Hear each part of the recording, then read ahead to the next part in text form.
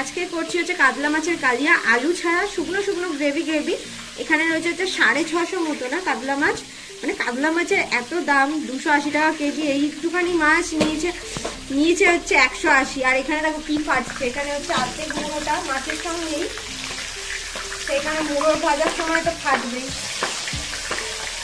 আর এখানে আমি করেছি হচ্ছে ও খেতে খুব ভালোবাসে এরকম মুসুর ডাল গাঢ় গাঢ় আলু দিয়ে, আর পেঁয়াজ কাঁচা লঙ্কা সবকিছু ভেজে টেজে করেছি।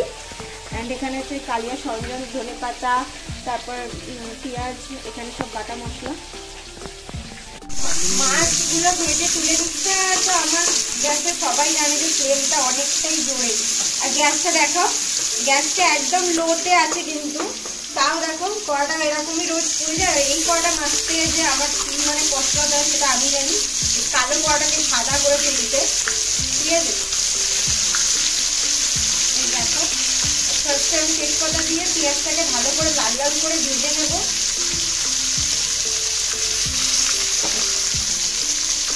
গোটা গরম মশলা অবশ্যই দেবে এটাতে পেঁয়াজটা ভাজার সময়। এই যে গোটা গরম মশলা দেবো।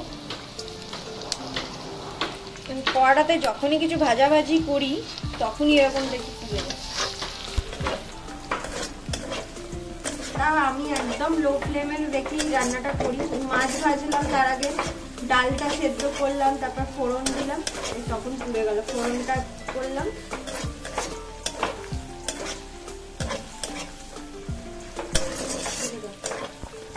পেঁয়াজটা গোটা গরম মশলার সঙ্গে ভালো করে ভেজে নিয়ে এই মশলাটা দিয়ে দিচ্ছি। এটা হচ্ছে আদা রসুন বাটা, টমেটো, হলুদ গুঁড়ো আর লঙ্কা গুঁড়ো আছে। এরপর হালকা একটু চিনি দেবো তো ব্যালেন্সের জন্য টেস্টটা, আর হচ্ছে নুন দিয়ে কষাবো যাতে কষানোটা তাড়াতাড়ি হয়ে যায়। একদম কষানো হয়ে দেখতে পাচ্ছ তেল ছেড়ে দিয়েছে। এবার এটাকে আমি হালকা করে জল দিয়ে তারপর মাছগুলো দেবো জলটা ফুটলে। ওখানে ততক্ষণ কাইটা ফুটুক, ততক্ষণ কাইটা ফুটবে মাছের, তারপরে মাছটা দেবো। ততক্ষণ আমরা এখানে একটু চা খেয়ে নিই, গরম গরম চা করলাম। মাছগুলো দিচ্ছি,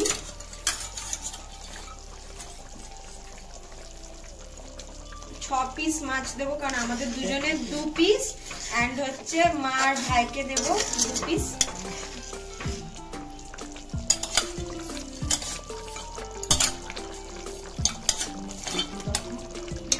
সবকটাই তো তুমি পেটিয়ে নিতে, যেহেতু আমি খেতে ভালোবাসি। 6 পিস দিয়ে দিলাম, আমাদের দুজনের 4 পিস, আর মা আর ভাইকে 2 পিস দেবো।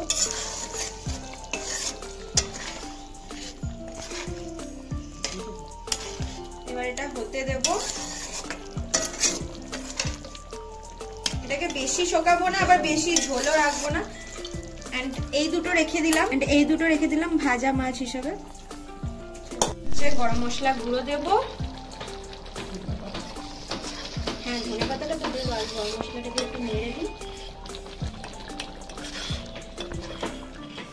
গ্রেভি রাখবো, কারণ এই জিনিসটা একটু গ্রেভি দিয়ে মেখেই বেশি ভাল লাগে কিন্তু খেতে কাতলা মাছের কালিয়া।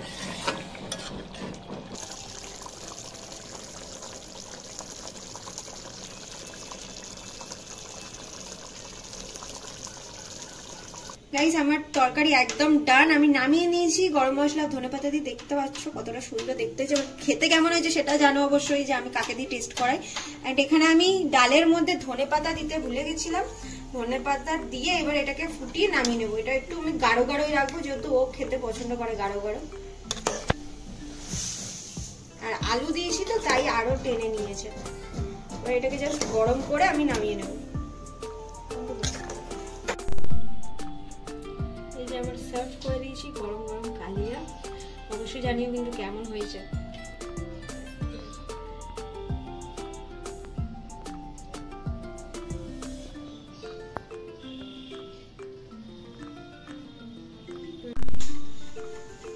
এটা আমি মায়েদের জন্য তুলছি, রান্না করেই কিন্তু সবার ফার্স্টে আমি ওদেরটা তুলে নিই, আর ও গিয়ে দিয়ে আসে।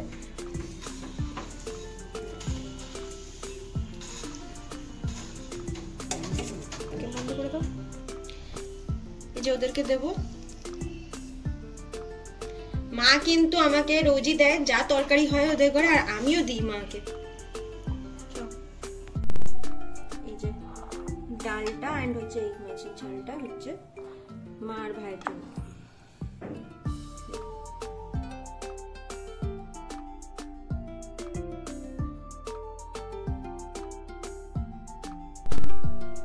লাঞ্চ নিয়ে বসে পড়েছি। এই যে মাছের কালিয়া দুজনের এই বেলার মতো।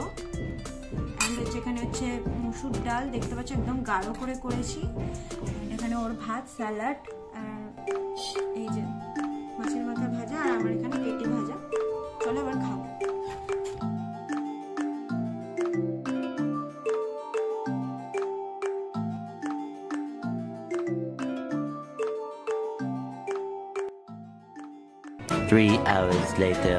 ঘুমাচ্ছিলাম, একটু আগে উঠলাম। ওই মা এসে ডাকলো, যেহেতু আজ মায়ের তাঁতের ছুটি, তো মা প্রভুকে কেক দেবে। সেই 25শে ডিসেম্বরে প্রভুকে দেওয়া হয়েছিল, আর আজকে দিচ্ছে।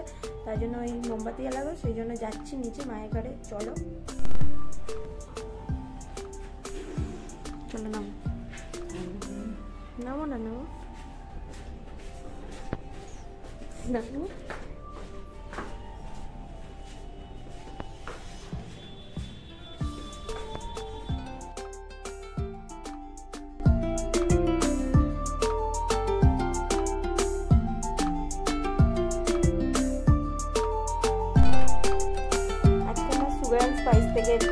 সুগার এন্ড স্পাইসটা যেন মাঝখানে কোথায় হারিয়েই গেছে, এখন আর দেখতেই পাই না এখানকার। মানে সুগার এন্ড স্পাইস, অনেকদিন পর সুগার এন্ড স্পাইসের কেক খাবো। সব মিয়া মোর বা মঙ্গেনিস থেকে খাই।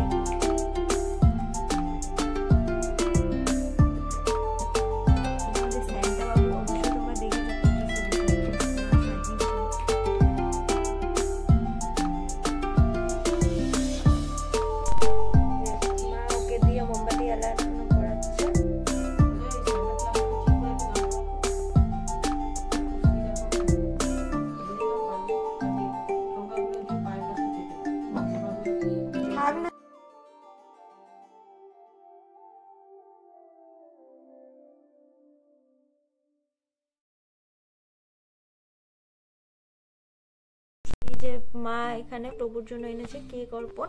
অ্যান্ড হচ্ছে মা কিন্তু প্রতিবারে যখন প্রভুকে জল দেয়, খাবারের সঙ্গে জল দেয়, সেটা রাস্তা থেকে কিনে আনে, যেটা বোতল পাওয়া যায় কিনা, মানে ঘরের বোতলে করে কিন্তু আমরা জল দিই না, সেটা ভেবো না। অ্যান্ড এখানে ও মোমবাতি জ্বালালো। এটা কিন্তু প্রভুর, মানে এই গ্লাসটাতে প্রভুর মোমবাতি জ্বালানো হয়, তাই জন্য এরকম কালো হয়ে গেছে। বছরের পর বছর মোমবাতি জ্বালিয়ে এটার উপর। A few moments later. এই যে এবার খাবো প্রভুর প্রসাদটা। চলো নিই না।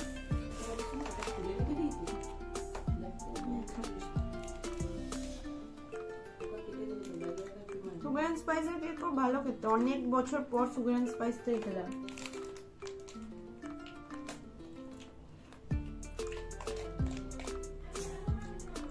2 hours later. আমি খাওয়াতে বসেছি, ঠিক আছে। রাত্রিবেলা খাওয়াটা এখান থেকে খেয়ে যায়, কারণ নিয়ে যেতে চায় না ও, যেহেতু ভিড় হয় বাসে। চলো এবার খাইয়ে দিই ওকে, এতটা তো ডাল খাবে না। চলো, ও কাজে বেরিয়ে গেছে, ঠিক আছে। ও সবসময় মানে নাইট ডিউটি থাকলে তখন ও 6টা ওই 15-20 নাগাদ, মানে বেরাতে বেরাতে 6:30 বেজে যায় অলমোস্ট। আমি ওকে খাইয়ে দিই, তারপর হচ্ছে রেডি ফেডি হয়ে নেয়, কোনো দিন নিজেও খেয়ে নেয়। অ্যান্ড হচ্ছে তারপরে আমি আমার খাবারটা নিয়ে নিচে চলে যাই, কারণ এখানে মানে একা খেতে তো ভালো লাগে না, তাই মা আর ভাইয়ের সঙ্গে খেয়ে নিই ওদের সঙ্গেই।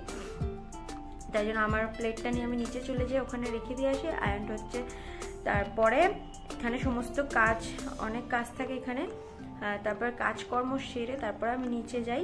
মানে এখন তো হয়ে গেছে সমস্ত কাজ, এবার আমি নিচে চলে যাবো। এখন 8:10-15 বাজে। কিছু ভিডিও এডিট করার আছে, এডিট করে তারপরে আমি নিচে গিয়ে ডিনার করে নেবো। অ্যান্ড আজকের দিন হচ্ছে ফিনিশ। সো ব্লগটা আমি এটুকুই রাখছি। আমার লাইফস্টাইল কিন্তু খুব সাধারণ। কেমন লাগলো অবশ্যই কিন্তু কমেন্টে জানিও। ভালো লাগলে প্লিজ লাইক করে যাও, চ্যানেল নতুন থাকলে প্লিজ সাবস্ক্রাইব করো। আজকের জন্য টাটা।